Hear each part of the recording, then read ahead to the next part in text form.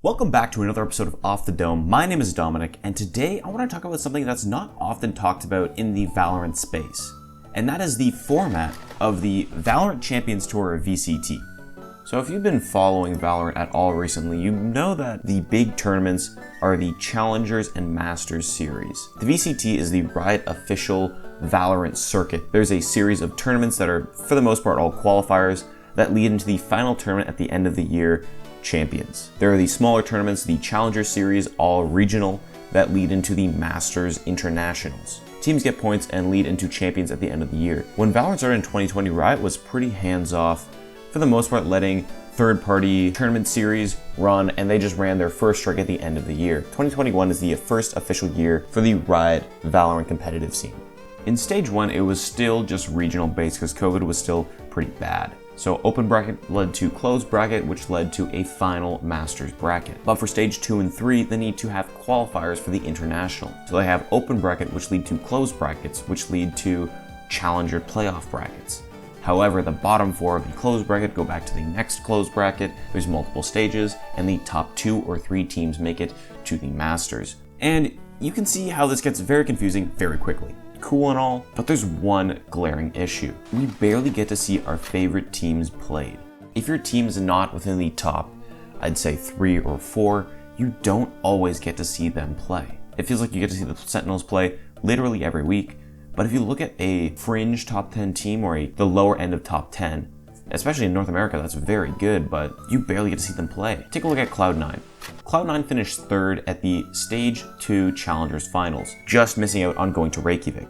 That was at the end of April. Of course, Reykjavik happened, they need to have time to quarantine, play the tournament, come back, quarantine again, and by the time we get to see Cloud9 play again, it's in July. They most recently played July 1st at the beginning of the Stage 3 Challengers 1 bracket. They won 3 games and then played against Rise and lost. Now think about this, they lost at the beginning of July because there's so many more steps in between of playing the closed bracket and then waiting a week and then going to the next open bracket.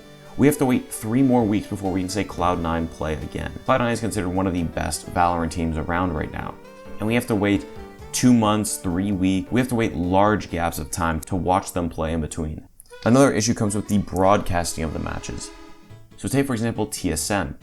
Now if you're a TSM fan, I'm so sorry. Second of all, TSM went through a similar period of waiting, having their last match be played around the end of April, the 23rd. They made it not as far as Cloud9, losing to Ambox at the end of Stage 2. So we had to wait again 2 whole months for them to play again, just to lose to Noble in the 3rd round. Because this tournament is a single elimination bracket, they don't get to play again.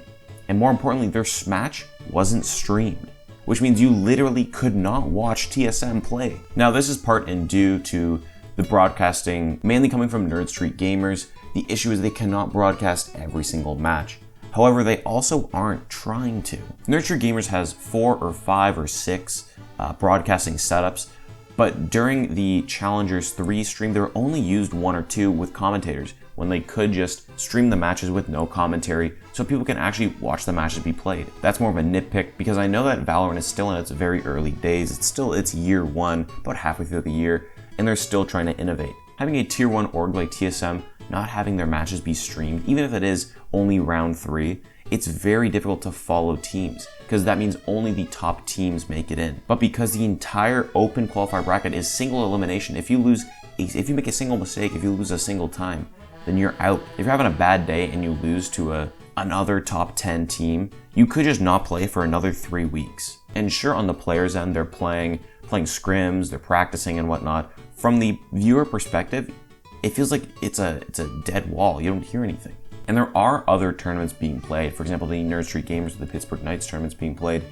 But a lot of tier 1 teams find it more helpful to just scrim amongst each other than to join these tournaments. Which, whether that's true or not, is very difficult to tell because a lot of tier 2 teams that do enter these tournaments did very well in the Stage 3 Challengers 1 bracket. Seeing a lot of upsets from teams like Noble that beat TSM, or Rise, or KCP. But when these tier 1 orgs join tier 2 tournaments and lose to teams like Evil Geniuses or Easy 5, it's easy to point fingers and say they're washed.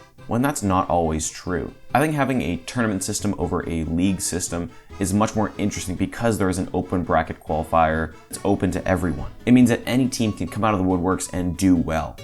But I think the current system doesn't give enough leg room for teams to really see who is the best versus just who's having a good day. To make it to the closed qualifier brackets, you need to have 4 straight wins in a row. Once we're in the closed qualifier brackets, it moves to a double elimination style. As well, you get auto-seeded from the first closed qualifier bracket to the second closed qualifier bracket, even if you place in the bottom 4. However, for everyone else, it's still just a toss-up. You can spend tons of money on new players, tons of money on equipment, and if you lose within those first 4 matches, then you don't get another shot to do it again. Now let's compare this tournament open bracket system to that of a league system of League of Legends, I guess, or CDL or Overwatch. Now in these ones, there are franchise spots where you can purchase and you make it into the league. So in NA, there are 10 slots. So basically every weekend, you see some combination of these 10 teams playing. They play a set number of matches throughout the year, and at the end, those points are tallied up, and you play in big tournaments for splits and make it into the end of the year. The issue with the league system is that you play so many matches that the matches stop mattering after a certain point. You can watch 100 Thieves versus Immortals 10 times in a season, okay, not 10 times. You can watch 100 Thieves versus Immortals 5 times in a season, whereas the open bracket system means you might see the top 2 teams only play once every few months. It becomes a much more special occasion. But it also means that in a league system, the rankings are much more defined. You get to see how certain teams are doing versus every other team because they've played each other so many times. Now, would this system work perfect in Valorant? I don't think so, because Valorant is such a bustling and early scene. We've seen so many teams pop up and dissipate out because they don't have the staying power.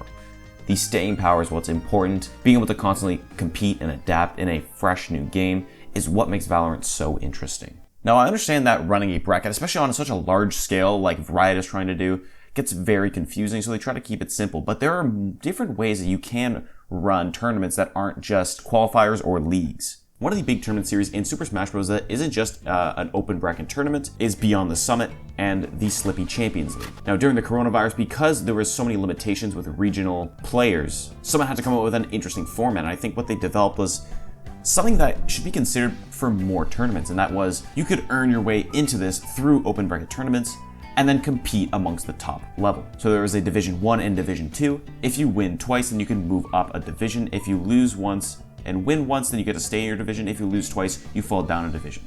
You only play players within your own division.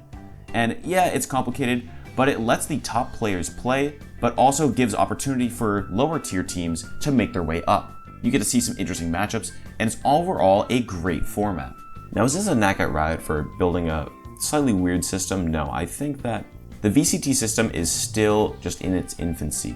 I think there should be more opportunities for teams to make it into closed qualifier brackets, whether it be expanding the size of the brackets to top 16, or making more challenger series in between masters, or holding almost Arcadian tournaments in between the large tournaments so that people at home can still watch their teams played. With the number of games the current teams are playing, I think it's fine for now. I want to see my dogs, Genji, play more than they can right now. They were lucky enough to make it into the closed qualifier brackets, but again, we don't get to see them play for another 2, 3, probably a month. So while the current system is flawed, it's still not bad for now. We get to see matchups that you would never think of, as well as tier 2 teams still being able to play and grind in their own tournaments. Riot is doing a great job with listening to fans and listening to players on how they should run their systems, and I truly think that Valorant will one day become the next big esport alongside that of League of Legends. But until all these changes happen, I'm just gonna stay here, sitting in my room, enjoying the game. And if you enjoyed this video, hey, subscribe, it's free. I'm gonna do more of this discussion style content on Valorant or other esports games, as well as more structured videos of my old. You can also follow me on Twitter if you want to hear more esports discussion and whatnot, as well as Discord if you want to come and talk to me or other people that are just fans of esports. That's kind of why I started this. I wanted to talk about esports because I think it's a cool thing, and don't know a lot of people that are into it. Have a good one. Peace.